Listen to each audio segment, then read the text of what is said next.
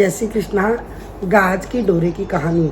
यह भादवी महीने की शुक्ल पक्ष की चतुर्दशी को गाज का डोरा लेते हैं। 14 कोट की गोबर से पीली मिट्टी से गोली लगाते हैं, 14 टीके लगाते हैं।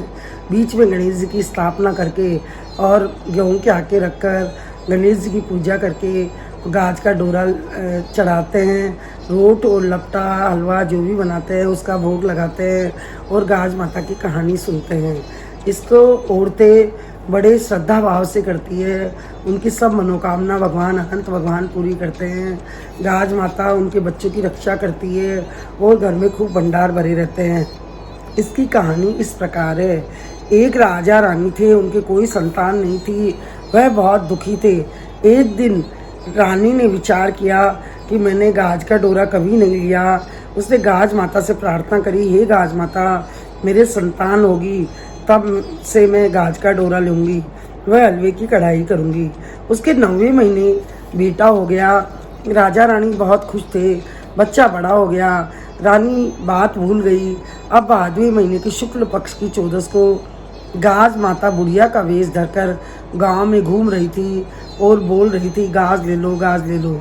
गांव में सबने गाज लिया। गाज माता ने सबको डोरा दिया।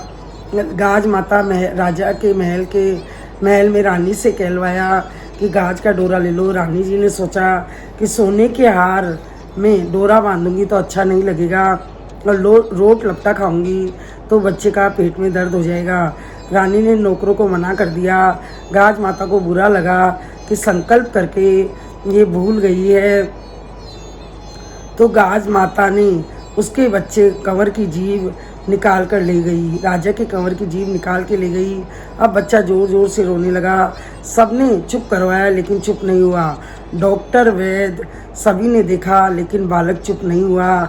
अचानक रानी को याद आया कि गाज माता का दोष हो गया।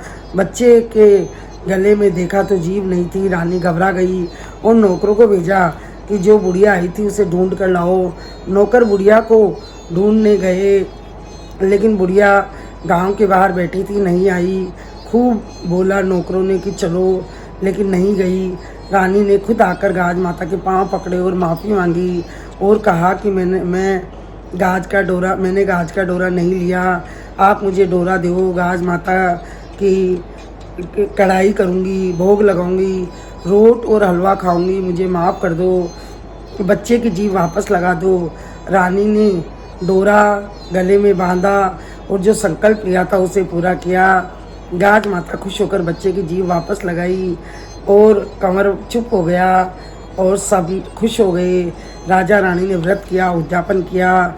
अब रानी जी हर वर्ष गाज का डोरा लेने लगी और कढ़ाई करके भोग लगाया गाज माता के। हे गाज माता, जैसे राजकुमार को स्वस्थ किया वैसे सबके बच्चों को रखना। गाज का डोरा और गाज माता सबकी रक्षा करे। कहता न सुनता न ओंकारो बढ़ता न, अपने पूरी परिवार की रक्षा करना। जय गाज माता की।